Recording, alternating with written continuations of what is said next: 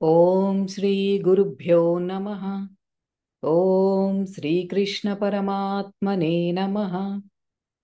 ఓం శ్రీమాత్రే నమః.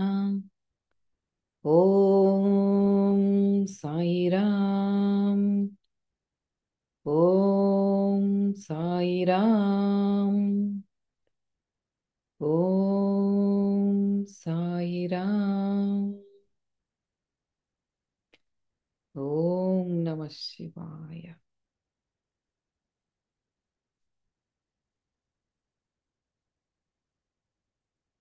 అందరికీ నమస్కారం. I welcome you all to portal to love and light, A channel for a true spiritual seeker. ఈ channel తరపున అందరికీ హార్దిక స్వాగతం. అందరికీ మహాశివరాత్రి శుభాకాంక్షలు. మనం చక్కగా ఈ మహాశివరాత్రి రోజున ఒక అద్భుతమైన శ్లోకాన్ని, దానిలో ఉన్న ఆధ్యాత్మిక అంతరార్థాన్ని తెలుసుకోబోతున్నాము. They are very much interlinked. మనకి మహాశివరాత్రితో అనుసంధానంగానే ఈ శ్లోకం కూడా మనం తెలుసుకోబోతున్నాము. మనం శ్రీ శ్రీ శ్రీ పరమహంస యోగానంద గారు అందించిన God talks with Arjuna the భగవద్గీతలో 3వ అధ్యాయమైన కర్మయోగములో 11 శ్లోకాలు పూర్తి చేసుకుని ఈరోజు మనం 12వ శ్లోకానికి ఉన్న ఆధ్యాత్మిక అంతరార్థాన్ని తెలుసుకోబోతున్నాం. మనకి కర్మయోగం భగవద్గీతలో ఇప్పుడు ఈ 3వ అధ్యాయమైన కర్మయోగము అంటే ఇదంతా కూడా సాక్షాత్తు ఆ పరమాత్మయే, యోగీశ్వర కృష్ణ శ్రీకృష్ణ పరమాత్మ స్వయంగా అందజేశారు. మనం నిత్యం ఏదో ఒక కర్మలు చేస్తూనే ఉంటాము. అది మనకి ముందు చెప్పారు. మరి లోపల ఉన్న సత్వ రజస్ తమో గుణాలను అనుసరించి ప్రతి మానవుడు, ప్రతి మనిషి కూడా ఏదో ఒక కర్మ చేస్తూనే ఉంటారు. కానీ ఆ కర్మలు మనం ఎలా చేయాలి, ఏ స్థితిలో ఉండి చేయాలి అనేది ఇంపార్టెంట్. ప్రతి ఒక్కళ్ళు చేస్తూనే ఉంటారు. అది ఎలా చేస్తే మీకు ఈ జన్మ బంధనాల నుండి విముక్తి లభిస్తుందో ఆ దా ఆ మార్గాన్ని సూచిస్తున్నారు. అది పరమాత్మ స్వయంగా బోధించినది. మనం జాగ్రత్తగా దానిని అర్థం చేసుకోవటానికి ట్రై చేసి, ఇక్కడ ప్రతి శ్లోకం కూడా ఎస్పెషల్లీ ఈ చాప్టర్లో అంటే మనం కర్మయోగం కనుక పరమాత్మ ఎక్కడ ఎలా చెప్తున్నారో దానిని ఫాలో అవుతూ కర్మయోగాన్ని గనక మనం బాగా ప్రాక్టీస్ చేసినట్లయితే ఇది stepping stone for the next అధ్యాయం. నెక్స్ట్ అధ్యాయం మనకి జ్ఞాన యోగానికి ఇది ఒక మెట్టు. ఈ కర్మయోగం మనం సరిగ్గా ప్రాక్టీస్ చేయకుండా మనం జ్ఞాన యోగులం కాలేము. మనం ప్రతి ఒక్కళ్ళం కూడా ముందు కర్మయోగి కావాలి. అదే కదా మనకి చెప్పారు. జ్ఞానయోగము కర్మయోగము రెండు ఉంది. జ్ఞానయోగానికి మనకి ఆ ఎలిజిబిలిటీ రావాలి అంటే ముందు మనం నిష్కామ కర్మయోగిగా మారాలి. అది ఎలా చెయ్యాలి అనేదే మనం చేసే నిత్య కర్మలన్నీ కూడా ఒక నైవేద్యంగా, ఒక యజ్ఞంగా ఎలా చెయ్యాలి, దానిని భగవదార్పణగా ఎలా అర్పించాలి అనేది మనకి 9వ శ్లోకం నుండి పరమాత్మ ఆ జ్ఞానాన్ని బోధిస్తున్నారు. ఎలా చెయ్యాలని చెప్తున్నారు మనకి. నేను చెయ్యను అని భీష్మించుకు కూర్చోవటం అనేది మన మూర్ఖత్వం. డెఫినెట్గా చేసి తీరాలి. అందుకే ఇదంతా మనకి బోధించారు. 9వ శ్లోకం నుండి కూడా మనం చేసే కర్మలు యజ్ఞంగా ఎలా చెయ్యాలి. ఓ అర్జున, నువ్వు ఈ కర్మ బంధనాల్లో ఇరుక్కుంటావు. ఎప్పుడైతే నువ్వు భగవదార్పణగా చెయ్యవో ఆ కర్మ బంధంలోనే నువ్వు ఇరుక్కుంటావు. ప్రజాపతి అయిన బ్రహ్మదేవుడు ఎప్పుడైతే ఈ సృష్టిని సృష్టించారో, అంటే ప్రజాపతి బ్రహ్మదేవుడు అనేది ఒక అర్థం అయితే, దానిలో ఉన్న డీపర్ మీనింగ్ అంటే సృష్టికర్త ఎప్పుడైతే ఈ సృష్టిని ఆరంభించారో అప్పుడే మనతో పాటు అంటే ఈ సృష్టితో పాటు ఒక యజ్ఞాన్ని కూడా అందించారు. ఆ యజ్ఞాన్ని మనం ఎప్పుడైతే దానిని అది ఒక సాధనగా చేస్తామో, ఆ యజ్ఞం కూడా ఎటువంటి యజ్ఞం, బుద్ధి యోగ యజ్ఞం అనేది మనం ఎప్పుడు సాధన చేస్తామో, దాంతో ఎప్పుడైతే మన లోపల ఉన్న ఆ జ్ఞానాన్ని మనకి దానితో అనుసంధానం అవుతామో, జ్ఞానం బ్రహ్మ జ్ఞానం మనలో జాగృతి చేసుకున్నాం. ఆల్రెడీ మనతో పాటే ఉంది అది. కానీ దాంతో ఎప్పుడైతే మనం కనెక్ట్ అవుతామో అదే మన కోరికలన్నీ తీర్చే కామధేనువు. ఇంకా దేనికి నువ్వు దుఃఖించాల్సిన అవసరం లేదు. దానికి మార్గం చూపేదే ఈ బుద్ధి యోగ మార్గము. అది మనం చేసే ప్రతి కర్మ కూడా భగవదార్పణగా చెయ్యండి అని చెప్తున్నారు. అలాగే మనకి 11వ శ్లోకం కూడా మన లోపల నిత్యం ప్రాణశక్తి అనేది ఒక యజ్ఞంలాగా మనకి అభిషేకం జరుగుతూనే ఉండాలి. అప్పుడే మన లోపల ఉన్న అధిష్టాన దేవతలు ఎవరైతే ఈ 5 చక్రాలలో ఉన్నారో వారితో మనం అనుసంధానం అవుతాం. అలా పరస్పరం ఒకరికొకరు అంటే మనం వారు ఎక్కడ దూరంగా బయట ఎక్కడన్నా ఉన్నారా అంటే లేరు, మనలోనే ఉన్నారు. అదంతా బాహ్యంగా మనం తెలుసుకోవాలంటే ప్రకృతి దేవతలు ఇదంతా తెలుసుకున్నాం. కానీ మనం ప్రాక్టీస్ చేయాల్సింది ఏంటంటే యోగ సాధన. యోగ సాధనలో ఎప్పుడైతే మనం నిత్యము అన్న మాటకి మళ్ళీ అర్థం ఏంటి అక్కడ అంటే పొద్దున్నే లెగుస్తున్నాను 1 అవర్ చేస్తాను 2 అవర్స్ చేస్తానంటే కాదు. నిత్యం ఈజ్ ఎల్లవేళలా జాగృత్ స్వప్న సుషుప్తి అవస్థల అన్ని అవస్థల యందు కూడా మనకి డే టైం అంతా కూడా కర్మలు చేస్తూనే ఉంటాము. ఆ కర్మలు ఎలా చేయాలి అంటే భగవదార్పణగా చేయాలి. నేను ఈ స్మాల్ ఐ ఒక చిన్న ఐతో కనెక్ట్ అయ్యి అంటే మన దేహంతో కనెక్ట్ అవుతున్నాం. Connect with that big I, అసలైన నేను లోపల ఉంది, దానితో కనెక్టెడ్గా చేసి ఎప్పుడైతే ఒక సాక్షిభూతంగా మనం నిత్యం కర్మలు చేస్తామో అదే భగవదార్పణగా చేయటం అంటే. అలా ఎప్పుడైతే చేస్తామో మనం ప్రకృతి దేవతలతో బాహ్యంగాను అనుసంధానం అవుతున్నాం. అంటే వీఆర్ ఇంటరాక్టింగ్ కాన్స్టెంట్గా. మనలో ఉన్న విద్యుత్ అయస్కాంత శక్తి ఏదైతే ఉందో electromagnetic field is constantly in interaction. మన కాస్మోస్తో విశ్వంతో అనుసంధానమై ఉంటామో అలా పరస్పరం ఎప్పుడైతే మనకి అనుసంధానం అవుతామో వారికి మనం ఈ సృష్టికి మంచి ఆలోచనలు చేయటం, ఆ మంచి సేవా మార్గంలో వెళ్ళటం, ఇవన్నీ కూడా మనకి ఆ విశ్వం ముందుకు వెళ్ళటానికి మనం సహకరిస్తున్నాము. అలాగే మనం కూడా లబ్ధి పొందుతున్నాము. ఇద్దరం పరస్పరం శుభం మీరు పొందుతున్నారు అని చెప్పారు మనకి 11వ శ్లోకాలు. అలాగే మీకు గ్రహాలు నక్షత్రాలు దేనికి భయపడక్కర్లేదు. ఎప్పుడైతే మీరు భగవంతుడితో అనుసంధానం అవుతారో ఏది కూడా మిమ్మల్ని ఎఫెక్ట్ చెయ్యదు. మీ కర్మలని మనమే ఆన్ చేసుకుంటున్నాం. ఎలాగూ అంటే దానికి ప్రకృతికి విరుద్ధంగా మనం ఆలోచనలు చేస్తూ కర్మలు చేస్తూ ఉన్నప్పుడు మనమే వెళ్ళి ఆ ఆ కర్మ బంధనాల్లో ఇరుక్కోవటమే కాకుండా ఆ దుఃఖాలుని మనమే కొని తెచ్చుకుంటున్నాము. ఎందుకంటే you are connecting with the wrong frequency. నువ్వు ఒక ఛానల్ చూడాలని మనసులో అనుకుంటున్నావు అంటే నేను సంతోషము అనే ఛానల్నే ట్యూన్ అయి ఉండాలి అని అనుకుంటున్నాం మనం అందరం లోపల. కానీ తెలియక లేదా తెలిసి చేస్తున్నాం ఏంటంటే రాంగ్ ఛానల్కి ట్యూన్ అవుతున్నాం. అక్కడ అనేక ఛానల్స్ ఉన్నాయి. మనకి టీవీలో చూస్తే ఒక 100 ఛానల్స్ ఉన్నాయి. నేను ఒక ఛానల్ చూడాలి అని అనుకుంటున్నాను కానీ నాకు అది ఎలా చేయాలో తెలియక రాంగ్ ఛానల్లోకి వెళ్ళిపోయి నేను దుఃఖభరితుని అవుతున్నాను.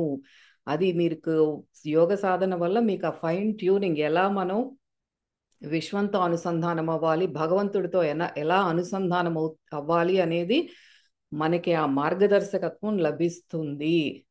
లోపల మన ఇంట్యూషన్ అనేది జాగృతం అవుతుంది. సహజావబోధ అదే ఒక గురువులాగా మనల్ని గైడ్ చేస్తుంది. దానిని మనం జాగృతం చేసుకోవాలి. ఇంతవరకు మనం 11వ శ్లోకం వరకు తెలుసుకున్నాము. అందరం ప్రాక్టీస్ కూడా చేస్తున్నాము. చెయ్యట్లేదు అని నేను అనుకోవట్లేదు. మనందరం ప్రతిజ్ఞ చేసి నేను ఇలాగే ఉంటాను అని ముందుకు వెళ్దాము. సో మరి ఈరోజు 12వ శ్లోకానికి ఉన్న ఆధ్యాత్మిక అంతరార్థం ఏంటో తెలుసుకుందాము. Let us welcome Sai madam. 3వ అధ్యాయము 12వ శ్లోకం. ఇష్టాన్ భోగాన్ హి వో దేవాః దాస్యంతే యజ్ఞభావితాః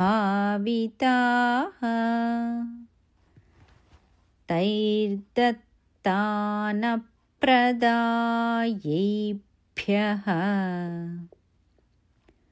యో భుంక్తే స్తేన ఏవ సః. Thank you madam. 12వ శ్లోకం ఇక్కడ ఏం చెప్తున్నారు? ఇష్టాన్ భోగాన్ హివో దేవా అంటే పదవిభజన. యజ్ఞ భావితాహ అంటే యజ్ఞముల ద్వారా సంతృప్తి చెందిన దేవాహ దేవతలు వహ మీకు ఇష్టములైన భోగాన్ భోగములను నిశ్చయంగా దాస్యంతే ప్రసాదించెదరు. తైహి ఆ దేవతలచే దత్తాన్ ఇయ్యబడిన భోగములను యహ ఎప్పుడైతే ఏభ్యః వీరికి అప్రదాయ ఇయ్యకయే భుంక్తే అనుభవించునో సహా అతడు స్తేనః ఏవా దొంగయే అగును. ఈ మాట ఒక్కసారి మనం లోపల రిపీట్ చేసుకుందాం. స్తేనః ఏవా దొంగయే అగును. నేను అంతకు ముందు లాస్ట్ ఎపిసోడ్లో చెప్పాను కదా, మనకి 11వ శ్లోక పరమాత్మ కమాండ్ చేస్తున్నారు, you have to do it. నీకు నేనేం చాయిస్ ఇవ్వట్లేదు నాన్న, నువ్వు నిత్యం ప్రాణయజ్ఞము ఆ యజ్ఞం చేసి తీరవలసిందే అని పరమాత్మ కమాండ్ చేస్తూ చెప్పిన శ్లోకం 11వ శ్లోకం. అలా పరస్పరం మీరు ప్రకృతి దేవతలతో అనుసంధానమై తీరాలి అని కమాండ్ చేశారు. అంటే మీరు నిత్యం ఆ యజ్ఞం చేసి తీరాలి. బుద్ధి యోగ యజ్ఞం అనేది నిత్యం మీరు జరుపుతూనే ఉండాలి, మీకు నేను చాయిస్ ఇవ్వట్లేదు అని చెప్పిన శ్లోకం 11వ శ్లోకం. అయితే అది మనం చెయ్యకపోతే మీరు దొంగలు అని తిడుతున్నారు ఇక్కడ పరమాత్మ, డైరెక్ట్ గా తిడుతున్నారు, ఇది ఇంటర్ప్రిటేషన్ కాదు. స్తేనః ఏవా నువ్వు దొంగవే అంటే మనం ఎప్పుడైతే ఈ శ్లోకానికి వ్యతిరేకంగా మనం బాహ్య ప్రపంచంలో ప్రవర్తిస్తున్నామో, ఈ శ్లోకాన్ని జాగ్రత్తగా అర్థం చేసుకొని దీనికి వ్యతిరేకంగా నేను ఎప్పుడైతే ప్రవర్తిస్తున్నానో నేను దొంగని అని స్టాంపు వేసుకుంటున్నాను. చూద్దాం, మనం ముందుకు వెళ్ళే కొద్దీ దొంగలమో నిజాయితీగా మనం చేస్తున్నాము అనేది తెలుసుకుందాం. ముందే తిట్టుకోవటం ఎందుకు, పరమాత్మ ఇలా చెయ్యని వారిని కదా, ఆయన చెప్పిన మాట వినని వారిని దొంగ అని తిడుతున్నారు. మనకు అది వర్తిస్తుందో లేదో మనమే గమనించుకుందాము. Let's see. దీనికి డైరెక్ట్ మీనింగ్ ఏంటి? ప్రజాపతి అయిన బ్రహ్మదేవుడు ఇంకా ఇలా చెప్తూ ముగిస్తున్నారు. ఏమంటున్నారు? యజ్ఞం ద్వారా సంతుష్టి చెందిన దేవతలు నీ జీవిత అవసరాలకు కావలసిన వరాలను ప్రసాదిస్తారు. అయితే వారిచే ఇవ్వబడిన సంపదలను అనుభవిస్తూ వారికి ఎటువంటి నైవేద్యం అర్పించని వారు దొంగ అని అనబడుదురు అనేది ఇది డైరెక్ట్ మీనింగ్ ఈ శ్లోకానికి. అయితే యోగిరాజుల వారు ఏమంటున్నారంటే, మన ఇష్ట దైవానికి నైవేద్యం అర్పించేటప్పుడు ఆ ప్రసాదాన్ని తానే తింటున్నాను, బ్రహ్మం తినడం లేదు అని భావించేవాడు దొంగ. ఇది చాలా కష్టంగా ఉంది కదా రిపీటెడ్గా దొంగ దొంగ అనాలంటే. బట్ అది పరమాత్మ ఎందుకు అంత స్ట్రాంగ్గా చెప్తున్నారు అంటే ఆయన లోపల ఆ తపన ఏంటి అనేది మనం అర్థం చేసుకోవాలి. వీళ్ళకి ఎంత చెప్పినా అర్థం కాదా, వీళ్ళకి ఎంత ఇంటెన్స్గా చెప్తే అర్థం అవుతుంది అనేది కొన్ని కొన్ని శ్లోకాల్లో చాలా క్లియర్గా తెలుస్తుంది మనకి. మీరు చెప్పింది చెయ్యండి అని లాగిపెట్టి లంపకాయ కొట్టినట్టు చెప్పే శ్లోకాలు కొన్ని ఉంటాయి. అయితే దీనికి పరమహంస యోగానంద గారు అందించిన ద డీపెస్ట్ లెవెల్, ఆ లోపల నిగూఢంగా అన్న అంతరార్థాన్ని మనం తెలుసుకోవటానికి ప్రయత్నం చేద్దాం. ప్రయత్నం చేసి దానిని మనం ప్రాక్టీస్ చేద్దాం. అయితే మనకి పోయిన వారం చెప్పుకున్నట్లు ధ్యాన సాధనతో యోగ సాధనతో మనం ప్రాణ అపాన వాయువులు అంటే ఆ కిందకి పైకి ఎప్పుడైతే ఆ ఘర్షణ జరుగుతోందో ఆ ప్రాణ అపాన వాయువుల ఘర్షణ వల్ల ఏర్పడిన అగ్ని ద్వారా మనలోని అధిష్టాన అయినటువంటి ఇప్పుడు కింద చక్రాల నుండి 5 చక్రాల వరకు తెలుసుకున్నాం. గణేశుడు, శక్తి, సూర్య భగవానుడు, విష్ణువు, రుద్రుడు, ఇలా 5గురు కూడా ఈ అధిష్టాన దేవతలు ఎవరైతే ఉన్నారో వీరితో సామరస్యం ఏర్పరచుకోవాలి, ఇద్దరు పరస్పరం లబ్ధి పొందాలి అని చెప్పారు. అయితే వీరే మన లోపల అంటే లోపల అంతర్గతంగా మనలో జరిగే ప్రక్రియలన్నీ కూడా నియంత్రిస్తున్నారు. ఎవరు? ఈ 5 చక్రాల్లో ఉన్న అధిష్టాన దేవతలు. మనకు మంచి ఆరోగ్యం కావాలన్నా, సిరి సంపదలు కావాలన్నా, జ్ఞాన ప్రాప్తి కావాలన్నా ఇలా మన కర్మానుసారమే అవి ప్రాప్తిస్తాయి అని చెప్తున్నారు. అంటే మన కర్మలు కొంతవరకు అది తీరే వరకు కూడా. ఎందుకు ఆ మాట వాడారు పరమహంస యోగానంద గారు అంటే, కొంతవరకు మనకు కర్మలు తీరే వరకు కూడా అసలు ఈ యోగ మార్గంలోకి కానీ ఈ ధ్యాన మార్గంలోకి ఆధ్యాత్మిక మార్గంలోకి రావటానికి కూడా ఎవరికి సుముఖత ఉండదు. ఆ కర్మానుసారమే మనం ఇవన్నీ కూడా జరుగుతూ ఉంటాయి. అందుకే అట్లా కర్మానుసారమే మనకి ఇవన్నీ కూడా ప్రాప్తిస్తాయి. ఆరోగ్యం ప్రాప్తించాలన్నా, సిరి సంపదలన్నా, ఇప్పుడు ఈ జ్ఞాన ప్రాప్తికి మనం యోగం చెయ్యాలన్నా సరే కొంతవరకు మన కర్మలు అనేవి అవి మనం ఇంతవరకు వచ్చామంటేనే మనం ఎంతో ముందుకు వెళ్తున్నాము అని అర్థం చేసుకోవాలి. మనం ఇంకా దీన్ని ఇంకా ఎఫిషియెంట్గా మన టైంని ఎట్లా వినియోగించుకోవాలి. ఇంతవరకు వచ్చాము, ఇంకా ముందుకు వెళ్ళాల్సింది, ఇంకా వెనక్కి వెళ్ళకూడదు. నిత్యం ఇప్పటికి ఏం చెప్తున్నారో పరమాత్మ అది తూచా తప్పకుండా దాన్ని ఫాలో అవుతూ ముందుకు వెళ్ళే ప్రయత్నమే చేయాలి మనం. ఈ దేవతల అనుగ్రహం చేత మనకి అన్నీ కూడా ప్రాప్తించబడుతున్నాయి. అయితే ఒక సామాన్య మానవుడు ఈ చైతన్యము, ప్రాణశక్తి ఇవన్నీ కూడా మనం మన ఫ్యామిలీ మెంబర్స్తో కానీ ఈ పదాలకి అర్థం తెలియని వాళ్ళు చాలా మంది ఉంటారు. భగవంతుడు అని పేర్లు, ఇప్పుడు అమ్మవారు కానీ ఏదైనా పేర్లు చెప్తే తొందరగా అర్థం అవుతుంది. శివుడు అంటే అర్థం అవుతుంది, కానీ చైతన్యము, ప్రాణశక్తి అంటే అర్థం కాదు. అట్లాంటివి ఏమీ అర్థం కాకపోయినా సరే ఇట్లా ప్రకృతి శక్తులను ఒక రూపంతో ప్రార్థించటం కానీ, గౌరవించటం కానీ, మనకు చాలా ప్రాంతాల్లో గ్రామ దేవతలని కానీ, మనకి చెట్లుకి పూజ చేస్తాము. ఇప్పుడు బిల్వ పత్రాలు అది పరమశివుడికి ఇష్టమని కానీ, ఇలా ప్రకృతిలో ఉన్న వృక్షాలకి కానీ, మనకి ఆ గోమాతకి పూజ చేయటం కానీ, ఇట్లా ఒక సామాన్య మానవుడికి ఇవన్నీ గౌరవించడం, ప్రార్థించటం అనేక ప్రాంతాల్లోనూ దేశాల్లోనూ చూస్తూనే ఉంటాం. ఈ ప్రకృతి శక్తులు ఏంటి, నిరంతరం ఈ విశ్వ నిర్వహణ కోసం శ్రమిస్తూనే ఉంటారు. ఎక్కడ ప్రకృతి దేవతలంతా కూడా మొత్తం దృశ్యమాన ప్రపంచంలో ఉన్నదంతా కూడా ఆ ప్రాణశక్తి అంతా కూడా మనకి కంటికి కనిపించని శక్తులు ఎన్నో ఉన్నాయి. వీరందరూ కూడా ఏంటంటే అడ్మినిస్ట్రేటివ్ డిపార్ట్మెంట్, మనకి ఇప్పుడు గవర్నమెంట్ ఎట్లా ఉందో మినిస్టర్స్ కానీ, ఒక మేయర్స్ కానీ, ఐఏఎస్ ఆఫీసర్స్ కానీ, ఇట్లా ఎవరు వివిధ ఆ క్యాడర్ని బట్టి ఎట్లా అయితే డివిజన్ ఉంటుందో, అలాగే ఈ కంటికి కనిపించిన సూక్ష్మ తలాల్లో కూడా ఈ విశ్వ నిర్వహణ కోసం ఇదంతా ఒక ఎలా ఉండాలి సంతా దాన్ని నిర్వహించటానికి వీళ్ళందరూ కూడా ఎన్నో శక్తులు, ప్రకృతి శక్తులు నిరంతరం వారు శ్రమిస్తూనే ఉంటారు. అలాంటి ఆ దేవతల నుండి మనం వరాలని, బహుమతులని స్వీకరించి తిరిగి వారికి ఎటువంటి గౌరవాన్ని చూపించని వారు కృతఘ్నులు. ఆలయం ముందు నించుని ఉన్న దొంగలు. ఎవరు? అన్ని ప్రకృతి నుండి అన్ని ఆస్వాదిస్తున్నాం, మంచి ఆక్సిజన్ని పీలుస్తున్నాము, జంతువులని వాడుకుంటున్నాము, అన్ని ప్రకృతి వనరులని, వాటర్ ఇప్పుడు మంచిగా రోజు మనకి ఏమి శ్రమించకుండానే ట్యాప్ ఆన్ చేస్తేనో, ఫ్రిడ్జ్ ఆన్ చేస్తేనో నీళ్ళు వస్తున్నాయి అంటే ఇవన్నీ కూడా ప్రకృతి వనరులే కదా, మనం ఇవన్నీ వాడుకుంటున్నాం. కానీ ఎటువంటి వాటికి కృతజ్ఞత చూపించకుండా, there is no gratitude towards what we are receiving. అట్లా ఎప్పుడైతే మన బిహేవియర్ ఉంటుందో మనం కృతజ్ఞులము. వారు ఆలయం ముందు నించుని ఉన్న దొంగలు.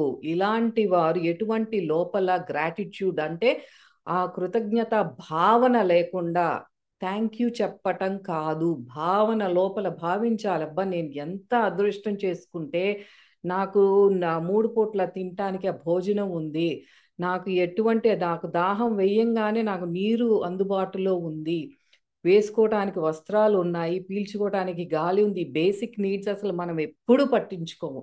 కానీ అవి ఎప్పుడైతే మన నుండి దూరం అవుతాయో, ఎప్పుడైతే మనకి టైంకి నీళ్లు అందవో, కొన్ని ప్రాంతాల్లో నీళ్ళు అనేవే దొరకవు, వారికి తెలుస్తుంది ఆ బేసిక్ నీడ్స్ ఎంత ఇంపార్టెంట్ అనేవి. ఆక్సిజన్ అందని వాడికి తెలుస్తుంది. మంచి సివియర్ ఆస్తమా అటాక్ వచ్చిన వాళ్ళకి ఎగశ్వాస శ్వాస ఎప్పుడైతే అందదో వాళ్ళకి తెలుస్తుంది ఆక్సిజన్ యొక్క విలువేంటో. ఆ స్టేట్ వరకు మనం వెయిట్ చేయాలా? గ్రాటిట్యూడ్ చూపించమా? వీటన్నింటికి ప్రకృతి వనరులన్నీ వాడుకుంటున్నామే, ఆలయం ముందుకు వెళ్ళి కొబ్బరికాయ కొట్టినంత మాత్రాన ఏం అవ్వదు. ఇవన్నిటికీ మీరు లోపల ఎటువంటి కృతజ్ఞత భావన లేకపోతే మీరు దొంగలు అంటున్నారు పరమాత్మ. అయితే ఇప్పుడు ఈ దేహం ఏదైతే ఉందో, మనకి మామూలుగా సామాన్య మానవుడికి కూడా తెలుసు brain is the control centre, ఆ బ్రెయిన్ చెప్పినట్లే బాడీ వింటుంది అని తెలుసు. అట్లీస్ట్ తెలియకపోయినా సరే ఎప్పుడైతే మనకి అనారోగ్యం వస్తుందో, బ్రెయిన్కి ఏదైనా స్ట్రోక్ వచ్చినప్పుడు ఒక వైపు కాలు చెయ్యి పడిపోయినప్పుడు తెలుస్తుంది, ఓహో brain is the control centre అని. సో ప్రతి సామాన్య మానవుడికి కూడా బ్రెయిన్ అనేది ఉంది. ఆ బ్రెయిన్ కంట్రోల్లోనే బాడీ ఉందని అయితే తెలుసు. అయితే ఈ మనకి ఇక్కడ పరమహంస యోగానంద గారు ఏం చెప్తున్నారు, ఈ స్థూల శరీరం ఏదైతే ఉందో ఇదంతా కూడా ఒక కింగ్డమ్ అనుకోండి, ఒక రాజ్యం అనుకుంటే దీనికి చక్రవర్తి ఎవరు అంటే ఆత్మ. అలా ఒక సామాన్య మానవుడు ఎప్పుడు అనుకోలేడు. ఎప్పుడు తన తెలివితేటలతోనే ఇదంతా నడుస్తోంది అనుకుంటాడు. కానీ అసలు లోపల్లోకి వెళితే దీనికి చక్రవర్తి ఎవరు, ఈ బాడీకి అసలైన రాజు ఎవరు అంటే ఆత్మ. ఆయన ఎక్కడ ఉన్నాడు అంటే ఈ హయ్యర్ సెంటర్, సెరిబ్రల్ సెంటర్స్ లో, అక్కడ సింహాసనంపై అక్కడ ఉన్నారు ఆయన ఆసీనుడై అని ఆధ్యాత్మిక మార్గంలో వచ్చిన వాళ్ళకి తెలుస్తుంది. అయితే అక్కడ కూర్చుని తిష్ట వేసుకుని ఉన్న ఆసీనుడై ఉన్న ఆత్మ ఈ షట్చక్రాలు అనే క్యాబినెట్ మినిస్టర్స్ ఉన్నారు కదా ఇక్కడ, ఆయన అక్కడ ఉన్నారు. ఆయన మంత్రులేమో మనకి సుషుమ్నాలో ఈ చక్రాల రూపంలో, అంటే మన ఎనర్జీ కేంద్రాలయ్యి వారి రూపంలో వారు మంత్రుల్లాగా వారి సహాయంతో ప్రజలు ఎవరు అంటే మన బాడీలో ఉన్న ప్రతి కణాన్ని ప్రజలు అంటున్నారు. ట్రిలియన్స్ ఆఫ్ ఈ కణాలు ఉన్నాయి, సెల్స్ ఉన్నాయి మన బాడీలో. ఆ ట్రిలియన్స్ కొద్దీ ఉన్న ఈ కణాలను పాలిస్తున్నారు ఎవరు? ఆత్మ, చక్రవర్తి. ఎవరి ఆధారంతో, ఎవరి సహాయంతో అంటే మన లోపల ఉన్న ఈ షట్చక్రాలు అనే ఈ ఎనర్జీ కేంద్రాల ద్వారా ప్రజలను పరిపాలిస్తున్నాడు.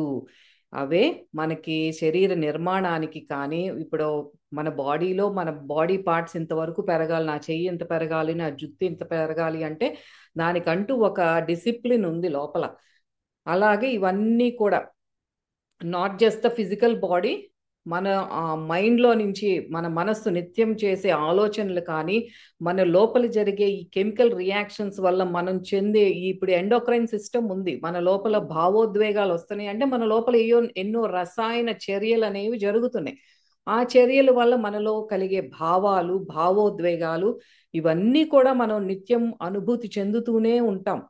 అంటే మళ్ళీ ఈ జాగృతావస్థలో ఇవన్నీ అనుభూతి చెందుతాం. అలాగే ఆత్మకి ఈ స్వప్నావస్థ, సుషుప్తి అవస్థ ఇవన్నీ కూడా ఆత్మ యొక్క నియంత్రణలోనే ఉంటాయి. మనకి ఇది నిత్యం మొత్తం ఒక 24 hours కూలింగ్ నడుస్తూ ఉంటుందన్నమాట. ఆత్మ సుషుప్తి అవస్థలో ఎలా ఉంటుంది, అక్కడ మనసు మనకి నేర్పిస్తున్నారు పరమాత్మ. మీరు సుషుప్తి అవస్థలో ఉన్నప్పుడు ఒకసారి గమనించుకోండి, అక్కడ మీకు మనస్సు లేదు, శరీరం లేదు, ఇంద్రియాలు లేవు. మీరు ఒక ఏకత్వ స్థితిలో ఉన్నారు, కానీ మీకు అది స్పృహలో లేరు. ఎంతో ఆనందాన్ని అనుభవిస్తారు, ప్రశాంతతను అనుభవిస్తారు. అది సుషుప్తి అవస్థ.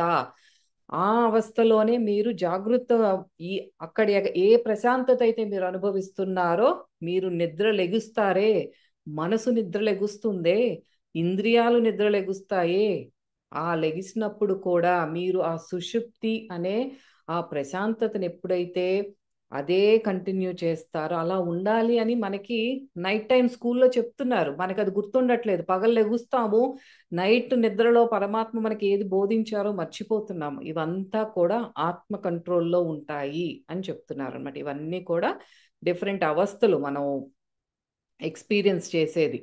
అయితే అలా ఎప్పుడైతే మనం సామరస్యంతో ఉంటామో, అంటే చక్రవర్తి చెప్పినట్టు, అంటే ఆత్మ చెప్పినట్టు ఆయన గైడెన్స్లో ఎప్పుడైతే ఈ ఎనర్జీ సెంటర్స్ అన్నీ ఉంటాయో, అంటే ఫిజికల్ బాడీతో చెప్తే బ్రెయిన్ కంట్రోల్లో ఈ బాడీ అంతా ఉంటుందో, మన సెల్స్ అన్నీ కూడా హ్యాపీగా ఉంటాయి.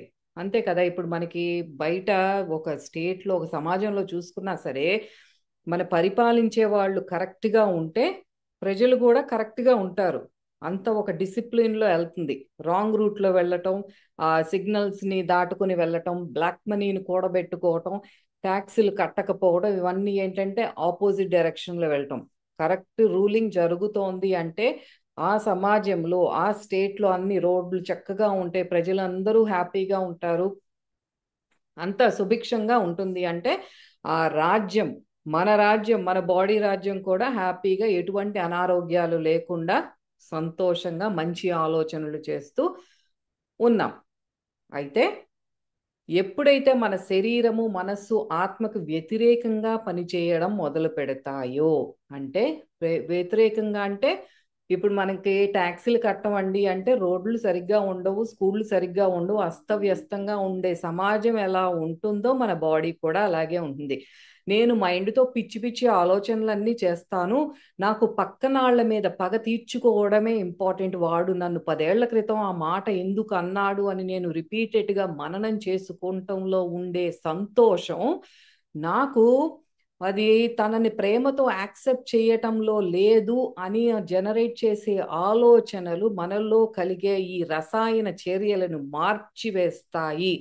వాటికి స్పందిస్తూ మన కణాలు కూడా ఏంటంటే ఈ ఆటో ఇమ్యూన్ డిజార్డర్స్ కానీ ఇవన్నీ కూడా అనేక రుగ్మతలకి లోనవుతాయి. ఎందుకంటే బ్రెయిన్ అస్తవ్యస్తంగా ఉంది, పిచ్చి పిచ్చి ఆలోచనలు చేస్తోంది, అండ్ బాడీ ఏంటి తనకి నచ్చినట్టు తను ఉంటుంది, ఏదో ఒక రుగ్మతలు వ్యాధి రూపంగా తెచ్చుకుంటుంది.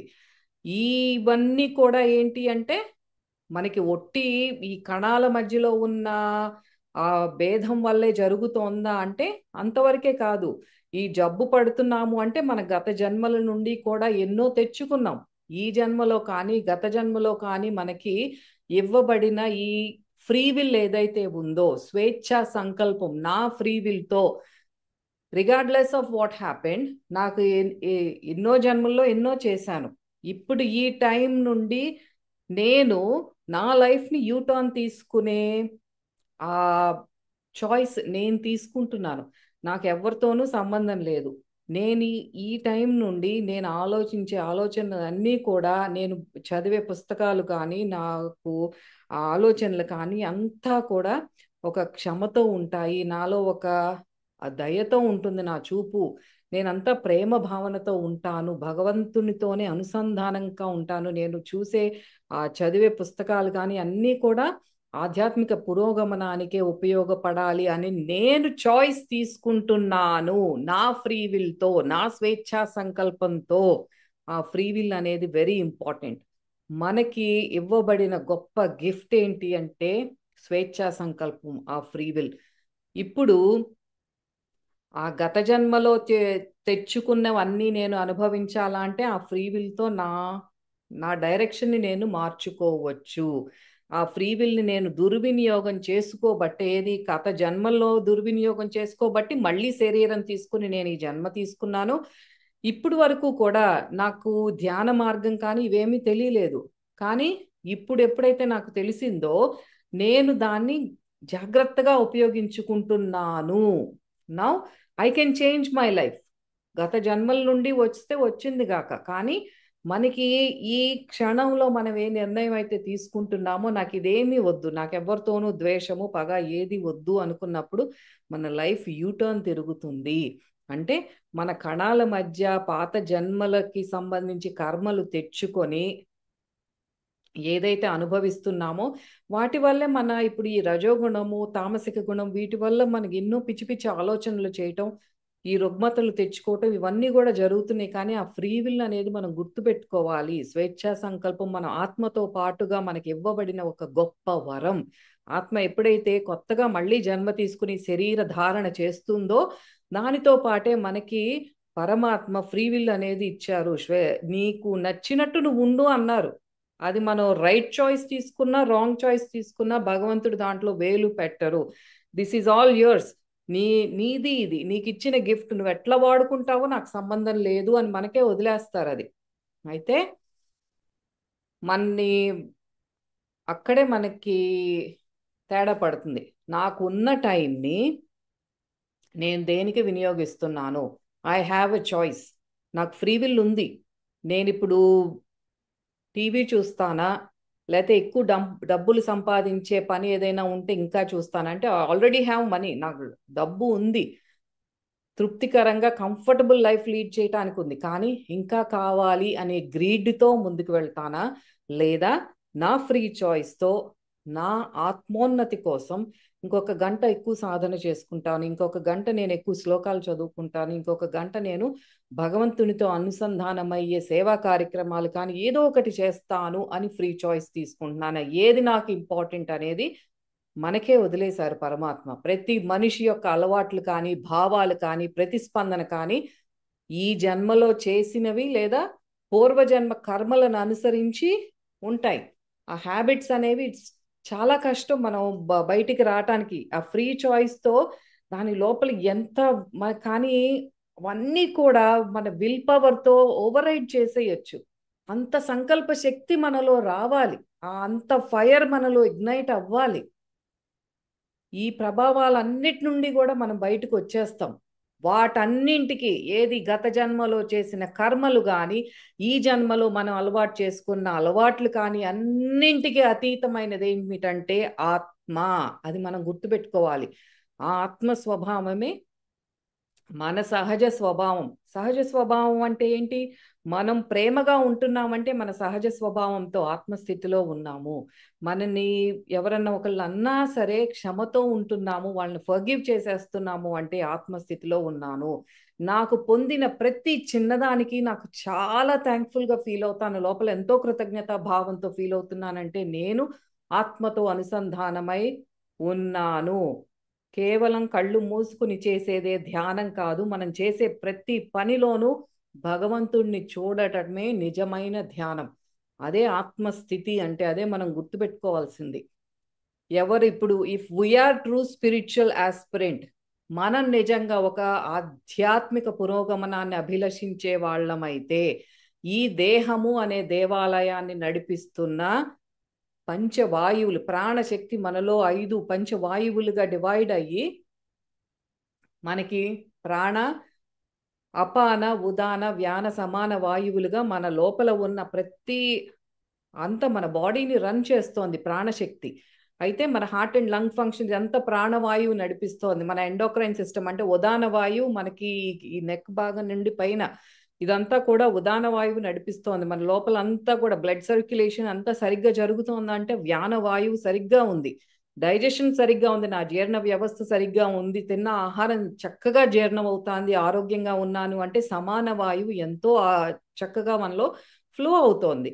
ఎక్స్క్రీషన్ బాగుంది, తిన్న ఆహారం కానీ ఇదంతా కూడా బయటకి ఎక్స్క్రీట్ అయిపోతుంది. ఎటువంటి నాకు మలబద్ధకం కానీ ఎటువంటి సమస్యలు లేవు అంటే అపాన వాయువు చక్కగా ఉంది. అయితే నిరంతరం మనకి నాడీ మండలం అంతా కూడా నర్వస్ సిస్టంతో పనిచేస్తుంది. 72,000 నాడులు మన ఈ ఫిజికల్ బాడీలో ఉన్న నర్వస్ సిస్టమ్ని నడిపిస్తున్నాయి. వీటి వల్లనే మనం ఉన్నాము, ఆ ప్రాణశక్తి వల్లనే ఉన్నాము అన్నప్పుడు వీటితో మనం సహజంగా స్వాభావికంగా ఎల్లప్పుడూ కూడా కృతజ్ఞతతో ఉండాలి. చాయిస్ తీసుకోకూడదు. మనం ఎప్పుడు కూడా we have to be in ఆ గ్రాటిట్యూడ్ ఉండాలి మనకి. మన లోపల ఎంత చక్కగా నేను ఇలా మాట్లాడుతున్నాను అంటే లోపల ప్రాణశక్తి ప్రవాహం లేకుండా నేను మాట్లాడలేను. నాకు తెలియకుండానే హార్ట్ అండ్ లంగ్ ఫంక్షన్స్ ఆటోమేటిక్గా జరుగుతున్నాయి అంటే ఒక శక్తి దానిని నడిపిస్తోంది. దానికి నేను ప్రణమిల్లుతున్నాను, కృతజ్ఞతతో ఉంటాను. కృతజ్ఞతతో ఉండటం అంటే దానికి వ్యతిరేకంగా నేనేమి చెయ్యను. నా లోపల ఉండే ప్రాణశక్తి ఫ్లోని దానిని ఆ ఏదన్నా ఆబ్స్టికల్ రావటం అంటే బ్రేక్ చేయటం కానీ ఆ ఫ్లోని బ్లాక్ చేసే పనులు ఏవి కూడా నేను చేయను. ఒక్కటి మెయిన్ గుర్తుపెట్టుకోవాల్సింది మన ఆలోచనలు. Mind controls our body. మన మైండ్ ఎప్పుడైతే పిచ్చి పిచ్చి ఆలోచనలు చేస్తుందో మన ప్రాణశక్తి ఫ్లో కూడా తగ్గిపోతూ ఉంటుంది, అనారోగ్యాలు తెచ్చుకుంటాం. అది మనం జాగ్రత్తగా గుర్తుపెట్టుకుంటూ ఉండాలి. ఎవరు చూడట్లేదు కదా అని ఆలోచనలు ఇష్టం వచ్చినట్టు చేయకూడదు. ఎప్పుడు డే ఆర్ నైట్ మన పడుకునే ముందు వరకు కూడా శ్వాస మీద ధ్యాసతోనే ఉంటే మనకి ఎప్పుడైతే వర్తమాన క్షణంలో ఉంటున్నామో, ఒకరితో మాట్లాడుతున్నా సరే ఎక్స్ట్రా థాట్స్, ఎక్సెసివ్ థాట్స్ అనేది మనం కట్ చేస్తూ శ్వాస మీద గమనిస్తూ ఉన్నప్పుడు మనకి బాబా చెప్తారు, సాయిబాబా ఫకీర్లో, మీరు ఎప్పుడైతే శ్వాసను గమనిస్తూ ఉంటున్నారో మీరు తీసుకునే ఆక్సిజన్నే మీరు తెలియకుండానే ప్రాణశక్తిగా మీరు కన్వర్ట్ చేస్తున్నారు జస్ట్ బై అబ్జర్వింగ్. మీరు మీ శ్వాసను గమనించుకోండి. ఆ గమనికలోనే ఆ తీసుకునే ఆక్సిజన్ని మీరు ప్రాణశక్తిగా మార్చుకుంటున్నారు అని చెప్తారు. అదే మనకి శ్వాస మీద ఉన్న ధ్యాస పెట్టడం, ఎప్పుడు మనం కనెక్టెడ్గా ఉండటం, నవ్ మూమెంట్లో ఉండటం అనేది ఎందుకు ఇంపార్టెంట్ అంటే మన లోపల ప్రాణశక్తిని మనం అధికం చేసుకుంటున్నాం. అంటే నిత్యం మనం ఆరోగ్యంగా ఉంటాము, ప్రశాంతంగా ఉంటాము. ఎప్పుడైతే మనకి ప్రతి పార్ట్ ఆఫ్ అవర్ బాడీలో ప్రాణశక్తి చక్కగా ఫ్లో అవుతోంది అంటే మనకి మైండ్ బాడీ అంతా కూడా ఒక అలైన్మెంట్లో ఉంటుంది. అది మనం చూపించే కృతజ్ఞత. మనం ఎప్పుడైతే దానికి వ్యతిరేకంగా చేస్తున్నామో, అంటే మనకి ఇష్టం వచ్చినట్లు పిచ్చి తిండి తింటాం కానీ అదంతా ఏంటి అంటే మనని మనమే హర్ట్ చేసుకుంటున్నాం. మన ప్రాణిక్ ఫ్లోని మనమే ఆపుతున్నాం. అది కృతజ్ఞతగా ఉండటం. ఆలయం ముందు నించున్న దొంగలము. ఎప్పుడు మన ఫ్లోని మనమే బ్లాక్ చేసుకుంటున్నామో, మన శక్తితో మనం కనెక్టెడ్గా లేకుండా ఇష్టం వచ్చినట్లు ఎప్పుడైతే చేస్తున్నామో మనం దొంగలము. గుర్తుపెట్టుకుందాం, చెక్ చేసుకుని ఓకే నేను దొంగనా నిజాయితీగా బానే ఉన్నానా అనేది మనం గమనించుకుందాం. అహంతో ఇప్పుడు ఎవరైతే సామాన్య వ్యక్తి ఏమనుకుంటాడంటే ఈ అన్నిటికీ కూడా తనే రీజన్ అనుకుంటాడు. నా హార్ట్ సరిగ్గా జరుగుతోందంటే నేను చక్కగా చెకప్ చేయించుకుంటున్నాను, కార్డియాలజిస్ట్ దగ్గరికి వెళ్తున్నాను కాబట్టి నేను హ్యాపీగా ఉన్నాను, నేను మందు బిళ్ళలు వేసుకుంటున్నాను కాబట్టి yes I am in the fit condition, నేను రోజు జిమ్కి వెళ్తున్నాను కాబట్టి అట్లా అనుకుంటాడు. వారు మూర్ఖులు. కొంచెం ఆలోచిస్తే తెలుస్తుంది మనం లోపల ఏదో ఒక శక్తి రన్ చేస్తోంది ఇదంతా అని. అయితే మనం ఈ నేచర్తో గనక సంబంధం కోల్పోయి మన చుట్టూ మన లోపల ఉన్న అనేక శక్తులకు గౌరవం ఇవ్వకుండా ఉన్నవాడు ఒక దొంగ. ఇదొకటి చెప్తున్నారనమాట. ఆ దొంగ అనేది రిపీట్ చేస్తారు ప్రతి చోట మనం చెక్ చేసుకోవటానికి.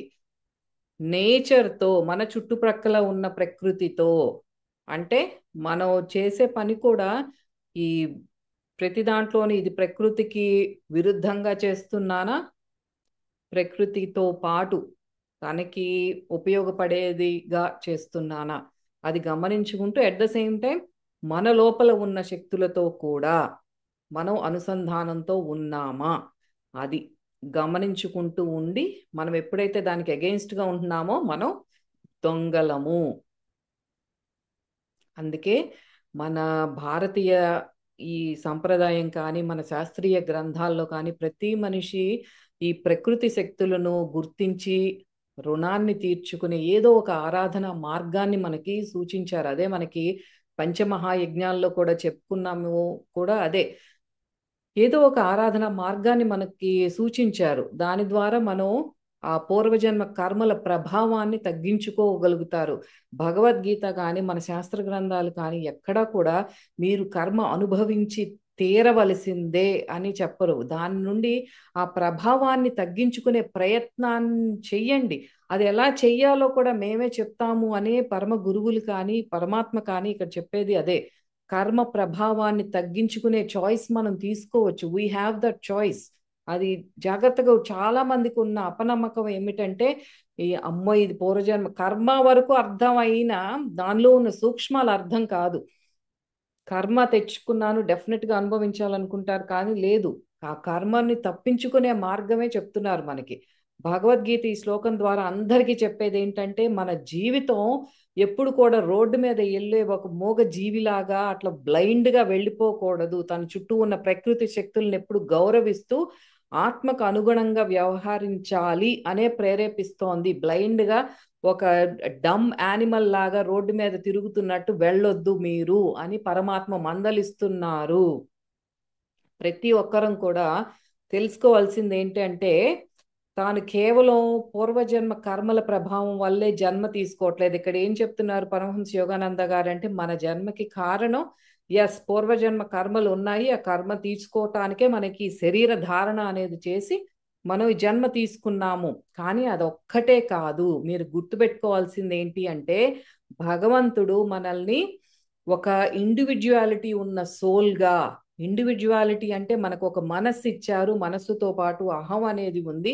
అలా మనల్ని ఆయన ప్రతిరూపంగా మనల్ని ఇక్కడ సృష్టించారు కాబట్టే మనం ఇక్కడ ఉన్నాము. అది ఒక రాయి అయి ఉండొచ్చు, ఒక జంతువు అయి ఉండొచ్చు, ఒక పంది అయి ఉండొచ్చు, ఏదైనా సరే మానవుడిగా ఉన్న మనమైనా మనం ఈ విశ్వ నిర్మాణానికి అవసరం కాబట్టే ఇక్కడ ఉన్నాం. అది మనం తెలుసుకోవాలి. మన అవసరం లేకపోతే మనం ఇక్కడ ఉండం. మనం ఇక్కడ ఉన్నాము అంటేనే ఈ విశ్వ నిర్మాణంలో మన అవసరం ఉంది. అందుకే మనం ఏం చేసినా సరే that effects the whole cosmos, మొత్తం ఆ విశ్వాన్నే ఎఫెక్ట్ చేస్తుంది. అదే మనం గుర్తుపెట్టుకో, నేను ఒక్కదాన్నేగా ఏం చేస్తుంది అంటే అట్లా కాదు. మనం ఏం చేసినా సరే ఎక్కడో ఆ వైబ్రేషన్ ఎక్కడో చేంజ్ తీసుకొస్తుంది. మనం చేసే మంచి కార్యాలు, ఇక్కడ మనం చేసే మెడిటేషన్ ఎక్కడో ఏదో యుద్ధ రంగంలో ఉన్న ఒక సైనికుడికి శక్తిని అందించి అందులో నుంచి బయటపడేయచ్చు. ఎక్కడో ఒక కాకి దానికి ఏదో దాహంతో ఉండి నీరు కోసం వెతుకుతున్నప్పుడు దానికి నీరు అందించవచ్చు. ఎందుకంటే మన శక్తి దానికి ట్రాన్స్ఫర్ అవుతోంది. అంటే మనం ఉన్నాము అంటే మనం ఎంతో కొంత ఈ ప్రకృతికి అవసరమయ్యే పనులు చేయాలి. విశ్వ నిర్మాణానికి మనం అవసరము. మనం చేసే ప్రతి ఆలోచన కూడా, ప్రతి వైబ్రేషన్ మనం పంపించేది ఎక్కడో మార్పు తీసుకొస్తుంది విశ్వంలో. అది గుర్తుపెట్టుకోవాలి మనం. ఎవ్వరు తక్కువ కాదు, ఎక్కువ కాదు. ఈ ఈ పరమాత్మ దృష్టిలో మనకి ఇసుక రేణువు మనము ఒకటే. అందుకే బాబా చెప్తారు, మలంలో మల పురుగు నేను ఒక్కటే అని బాబా చెప్పినప్పుడు దాన్ని రిపీట్ చేసి మనం కూడా అదే చెప్పుకోవాలి.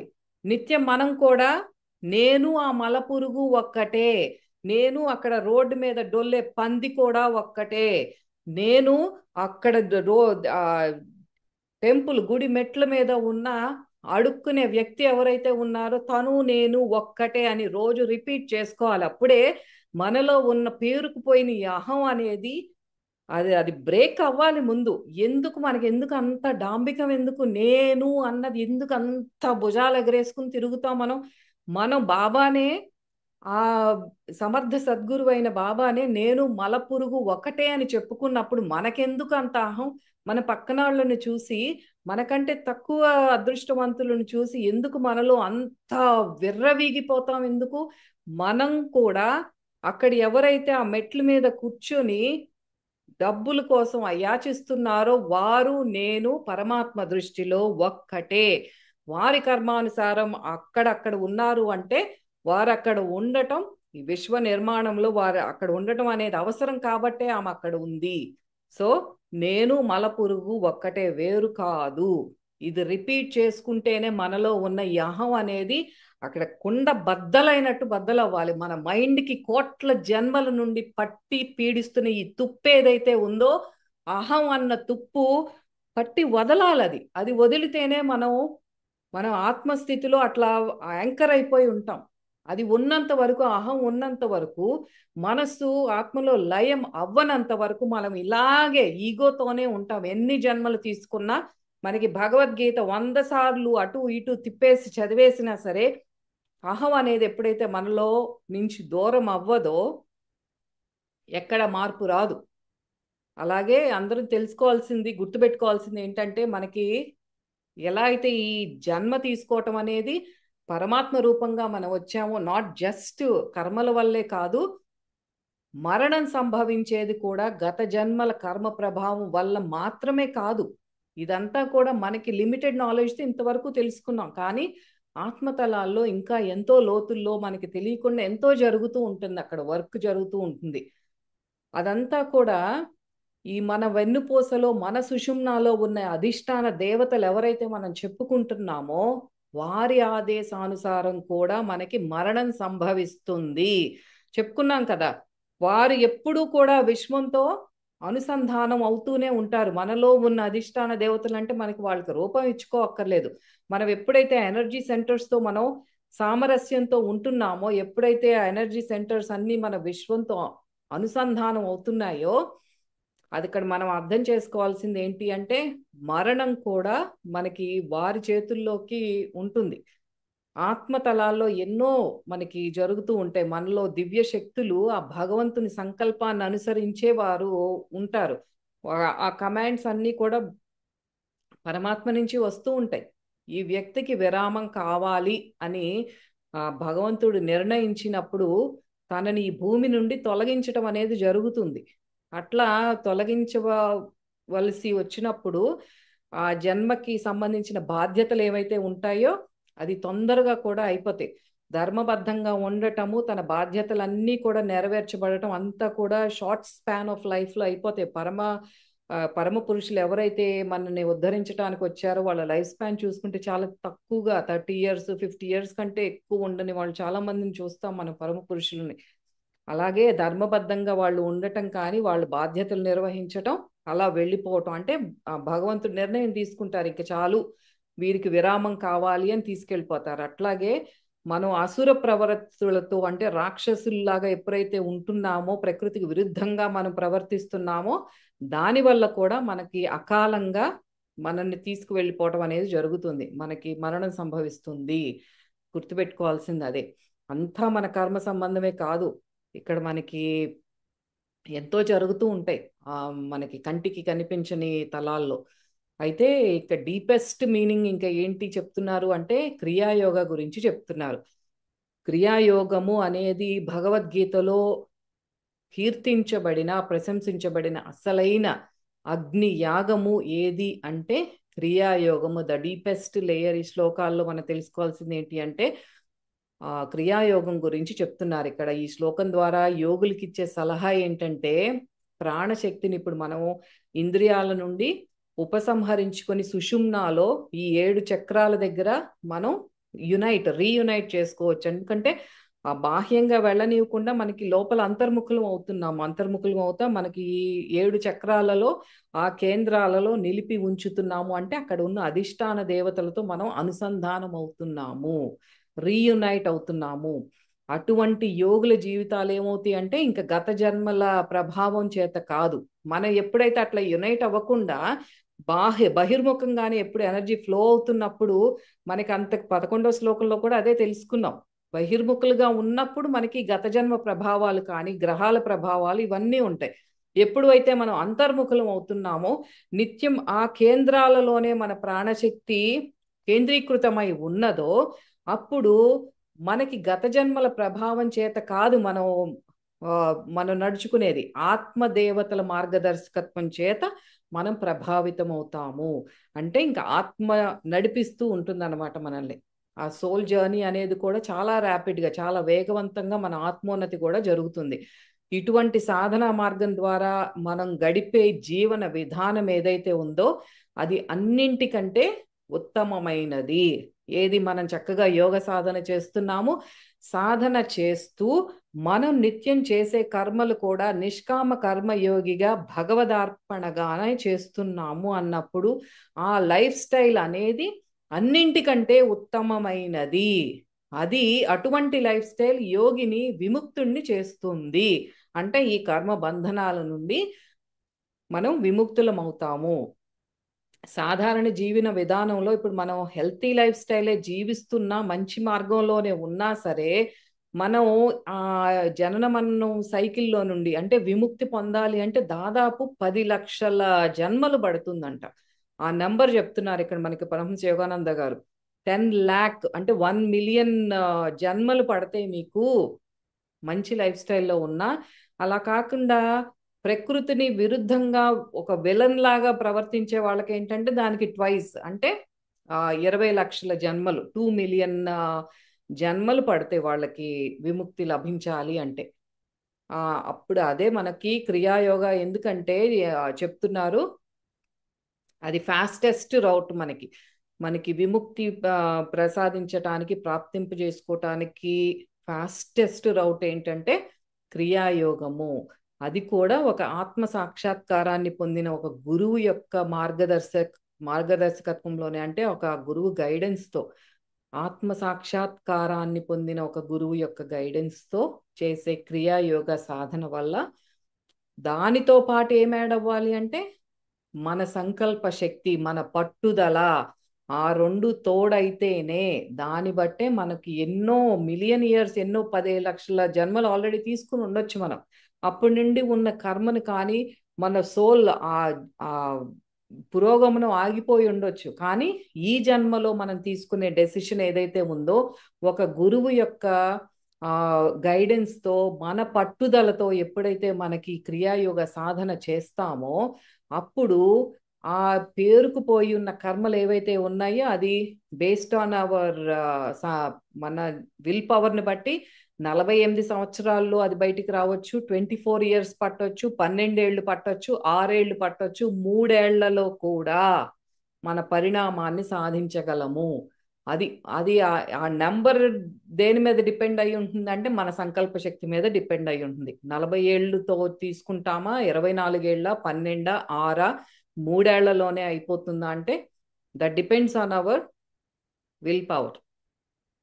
క్రియాయోగ ద్వారా మనము ప్రాణశక్తి ఖర్చు కాకుండా లోపలికి అంతర్ముఖులు అవుతున్నాం. అంటే యాస్ట్రల్ సెంటర్స్ మన కేంద్రాల్లోనే కలిసిపోతున్నాము కాబట్టి మన ఈ మన బ్రెయిన్ సెల్స్ కానీ మన బాడీలో ఉన్న కణాలన్నీ కూడా ప్రాణశక్తిలో మునకలు వేస్తూ ఉంటాయి, ఆ అమృతాన్ని ఆస్వాదిస్తూ ఉంటాయి.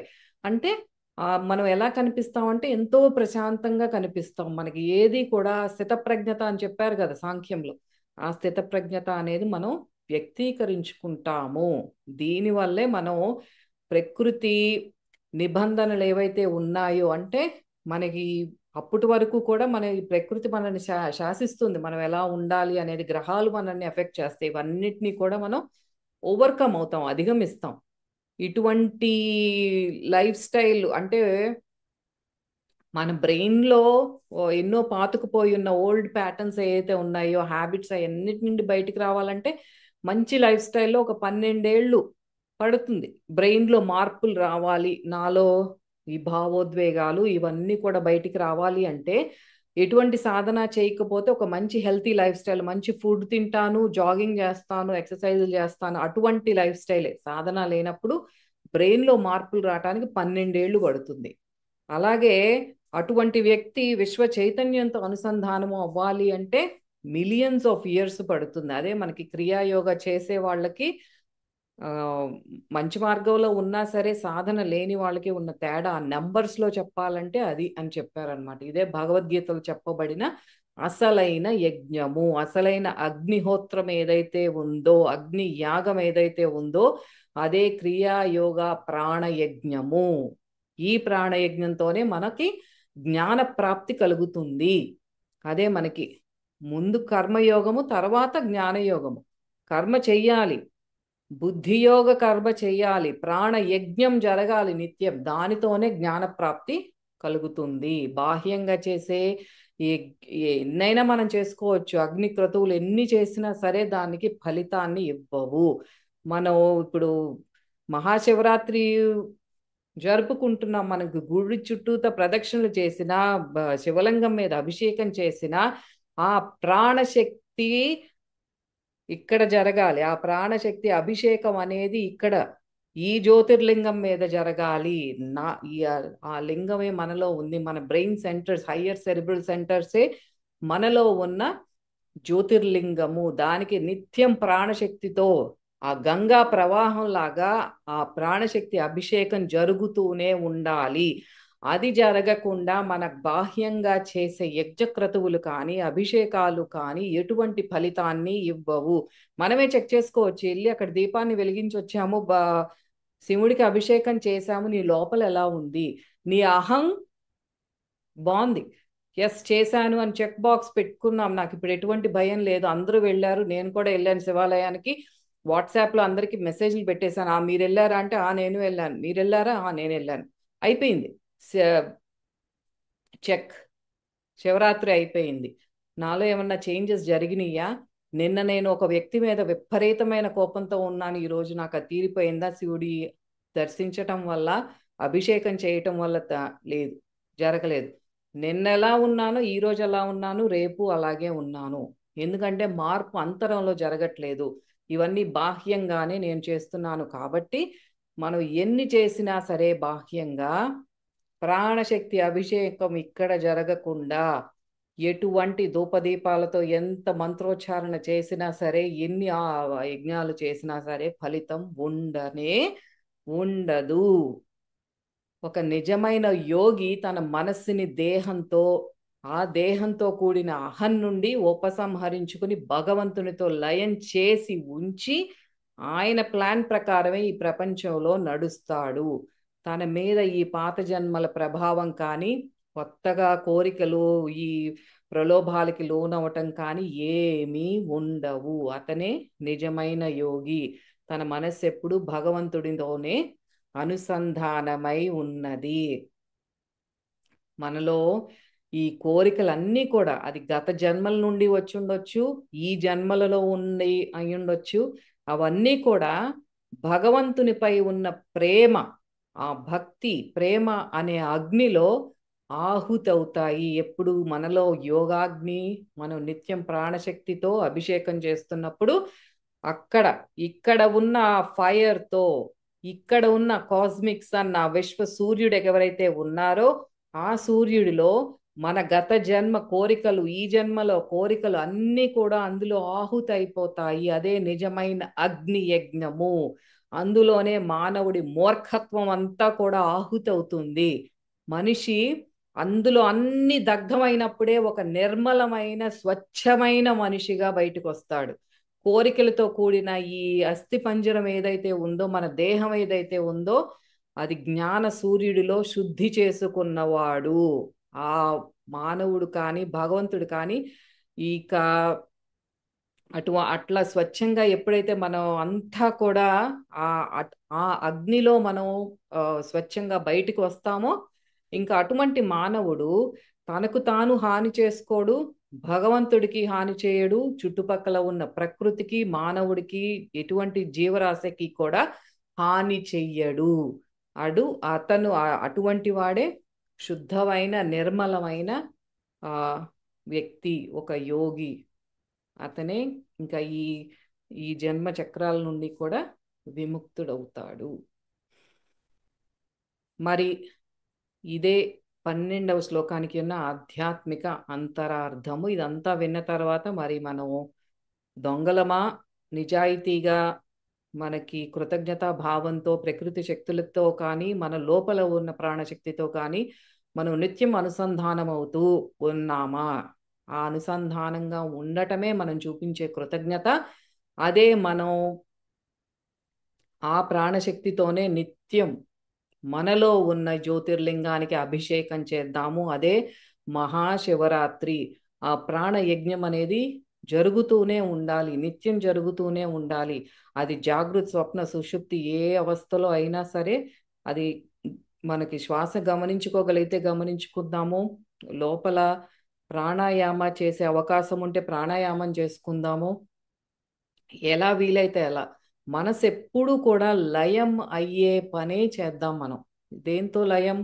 దేహంతో కాదు, భగవంతుడితో లయం అయ్యే కార్యకలాపాలను మాత్రమే చేస్తూ, ప్రతి కర్మ కూడా భగవదార్పణగా అర్పిస్తూ, మేము దొంగలము కాదు పరమాత్మ అని నేను ప్రతిజ్ఞ చేస్తున్నాను.